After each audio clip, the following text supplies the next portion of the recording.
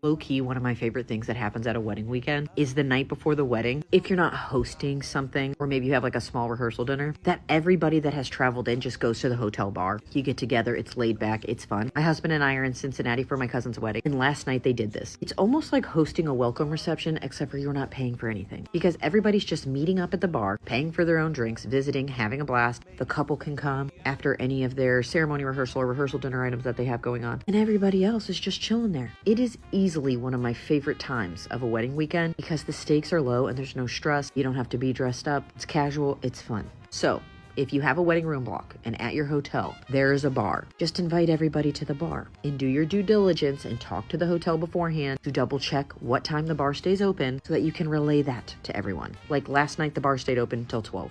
Plenty of time. Final 4 months of wedding planning can be very overwhelming with a lot of small tasks to do in a very short window of time. And if you're doing it on your own, things can be missed. If you are looking for the tools and resources to properly plan, design, and visualize your wedding day, check out my design studio plus 3 to 4 months till I do. This is a wedding planning course I specifically built for couples in their final few months to help them get properly prepared and organized before moving into wedding weekend. Let me show you what it comes with. The design studio comes with over 1,500 images, allows you to design tablescapes, ceremony, reception, different color schemes, core elements, and ceremony backdrops. A 66-page ebook goes over everything that needs done in the last 4 months, from vendor communication, timelines, floor plans, invites, and more. Get a custom wedding binder template where you can organize and keep track of all of your very important wedding decisions. Also get access to video planning sessions, covers 10 topics and about 35 minutes of content. Get the online Google tracker, track guest lists, seating charts, and more, and tons of fun templates for wedding signage, wedding newspaper, bridal shower game show, folds, programs, and more. Great, it's settled. Neither of us will go. I'm sure you'll get to see pictures. It's not that big of a deal. And think, in like 15 years, my girls will be getting married. You can walk them down the aisle. Yeah. And maybe I'll get Brittany to reconsider inviting you. No, I don't think that's gonna happen. I just blocked her on my phone. I never want to see that brat again. Okay then. He decides to text his daughter. Hey, sweetie. You know I love you so much, but I talked with Cheryl and we are just not gonna be able to come to the wedding. She is really upset, and maybe you could reach out to her and try to make amends. She doesn't know why you would try to accuse her of the things that you did. Hopefully things can change before the wedding day. Love you, Dad. You know what, Dad? I thought this would be a really easy decision. I'm your daughter, and I'm sorry that you can't believe the truth, but your current wife's a psychopath. It's not hard to tell her that you'll be coming to my wedding. Hopefully you can come to your senses. It's the week of the wedding, and she has not spoken with her dad. Okay, we have everything ready for this weekend, honey. Caterer's all set. Hair and makeup's coming at 9. I hired that live musician for the ceremony. Is there anything that you think could be missing? Yeah? I haven't heard anything from Dad. Has he reached out to you at all? No, honey. I'm sorry. You know, there's still time. We could extend an olive branch to Cheryl, and maybe they'll come. I don't want her here. I just want him to show up for me. Is it that hard? She decides to text him one last time. A great wedding question, let's address it. We don't have a DJ, so I'm making our Spotify playlist. We'll have mostly fast songs, but I'm wondering how many slow dance ones I should have, and how to spread them out. Should they all be together so the bouncy dancing only has to pick back up once, or should they be scattered to give folks a break? I already responded to this person. But what I see as a wedding professional is typically 2 to 3 max slow dances the whole night. I highly recommend doing your slow dances, at least 1 or 2 of them within the first hour and a half of dancing. The reason for that is a lot of the elderly guests, parents, grandparents, aunts or uncles that maybe don't like to dance, there is a higher chance that they will depart earlier than your friends or the younger crowd. I usually like to scatter them. So maybe one dance pretty early on and then every like 40-ish minutes or so. And if you only do 2, that kind of gives you the last hour to hour and 15 minutes of straight dance songs. That's my recommendation. You could always do more. You could always do less. I've been to weddings where they play 1 slow song only, and that's fine too. Just wrap the wedding story. Stepmom is not having it. And I want to read you the real story submission that I got that inspired the series that you watched. And as usual, I will not be looking at the camera because I'm going to be reading from my laptop. I love the content and have adored your skits. I thought I could share it, my story. It still bothers me, and I hope someday I can actually remember my wedding day with joy versus the mix of sadness and anger I still have 15 years later. 15 years ago, my husband proposed. We were both military on a joint base and in 2 different branches. We started planning and immediately ran into issues with my step-monster.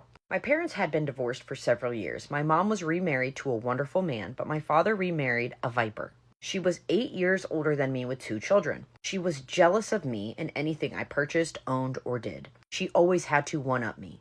It started out small, I bought a new expensive purse and she bought the same one but bigger. But it dwarfed into more, and it was very disturbing. She dyed her hair my color, she straightened her hair and cut it the same way, and dieted so hard so that she could be smaller than me. I spoke about it one time with my father, and he immediately accused me of being petty and misinterpreting her attempts to bond with me. I tried to explain that copying me and one-upping me is not bonding at all, and if one wanted to get to know me or bond, all they had to do was actually show an interest in me as a person.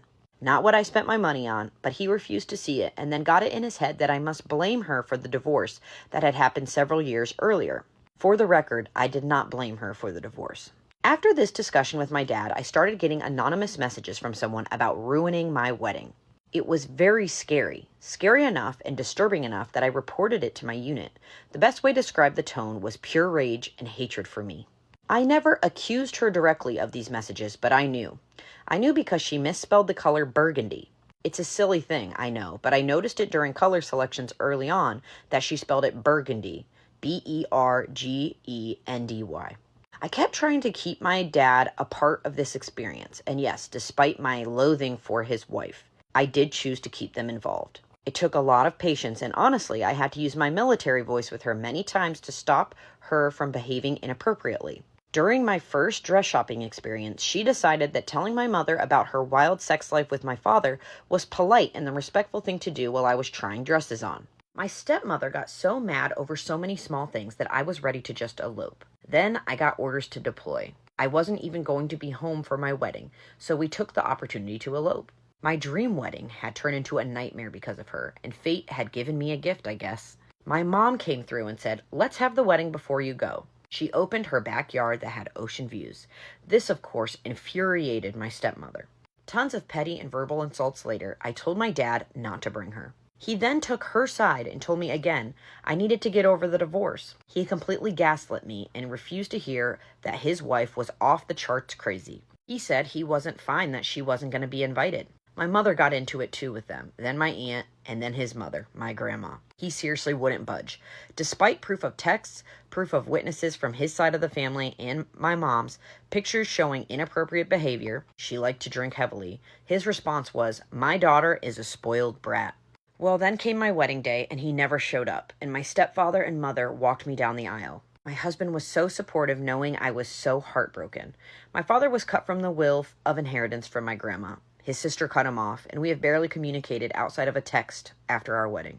I barely have a relationship with him, and sadly he's 75 now, and I'll probably never be told if he dies. Now that I'm a bit older and have a better understanding of abuse, I think maybe my dad might have been in an abusive relationship, as I now have relationships with my two half-siblings, the stepmonster's daughters. Per them, stepmom is a raging alcoholic, verbally abusive to him, and was to them too growing up. Together we have healed, and I count my blessings that I was older when they met and out of the house. My step-siblings have a lot of therapy ahead of them, but I think they'll be able to recover. You're welcome to use this story however you'd like, as maybe it could help someone recognize abuse or closet alcoholism faster than it did me, and it can help people avoid what could happen. That was it. That was the story. I obviously expanded a lot of parts I added to the story, but the core of the story is that the dad always believed the stepmom over his own daughter, even though she was acting erratic. And I know some of you guys wanted a happy ending, but I wanted to keep the story outcome as true as possible to the story submission to show that not always does it work out. I know that was a choice, but I had to do it. I hope you guys enjoyed. I'm going to talk about all the things that my cousin did at his wedding that I really love. First off, they did an intimate ceremony. It was like first cousins, aunt, uncles, parents, grandparents, and then plus ones of the wedding party, and that was it. Everybody else then joined after for the cocktail hour and the dinner reception. They did not do a videographer, but instead they had 2 video cameras. It said, "Hit record when it feels right, capture the love, the laughs, and the chaos. We can't wait to relive the day through your eyes." And I felt so special because they asked me to do the ceremony, but all night we were passing this around and capturing all the big important moments.